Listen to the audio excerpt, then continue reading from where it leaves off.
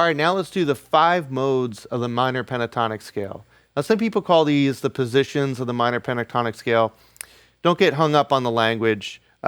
Basically, what we're doing is for each note of the A minor pentatonic, we're playing a scale pattern, and we're trying to do that in position.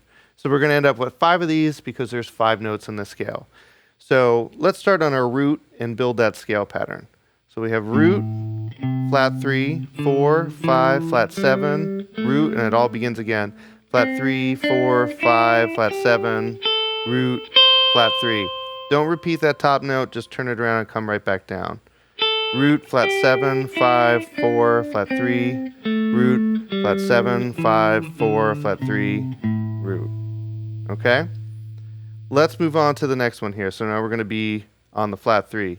Easiest way to find the next one in case you forget the scale formula is to just know that it's the second note of the one you were just on. So that second note is where the new one is going to begin. We're going to place our second finger here because that's going to let us play in position. So now I have flat 3, 4, 5, flat 7, root, flat 3, 4, 5, flat 7, root, flat 3, 4. I'm going to turn it around. Flat 3, root, flat 7, 5, 4, flat 3, root, flat 7, 5, 4, flat 3. Next one's going to start here on the 4. I'm going to do that also with the second finger. And there's going to be a little position change in here. And I'll show you that when we get to it.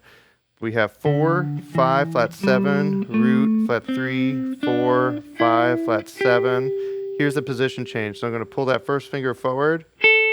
Root, flat 3, 4, 5, turn it around, 4, flat 3, root, position change, flat 7, 5, 4, flat 3, root, flat 7, 5, 4. Now that stuff is great when you're practicing these things up and down, making sure you're getting those position changes nice and clean. Obviously, if you're in the middle of a solo, depending on where you're coming from or you're going to, the fingerings could change. All right, so let's move on to the next one. So now we're off of the 5. So I have 5, flat 7, root, flat 3, 4, 5, flat 7, root, flat 3, 4, 5, flat 7. Turn it around. I got 5, 4, flat 3, root, flat 7, 5, 4, flat 3, root, flat 7, 5. Now this next one up here on the flat 7, I'm going to drop this down an octave just to make it a little easier to see. So off of the flat 7, we have flat 7, root, flat 3, 4, 5, flat 7, root, flat 3, 4, 5, flat 7, root, turn it around, flat 7, 5, 4, flat 3, root, flat 7, 5, 4, flat 3, root, flat 7. All right, it's really important to say the scale degree numbers as you're doing that because you want to make sure that as you're doing it, you're kind of targeting, or getting a feel for where the root, the flat third, and the 5 are because we're going to need those later. And you want to learn where these things are because each one has a specific sound against a chord, and each one has different ways you can manipulate it against the chord. So you want to make sure that you're treating each note accordingly. We did that in A. You're going to go and do that in D minor pentatonic also, and in E minor pentatonic.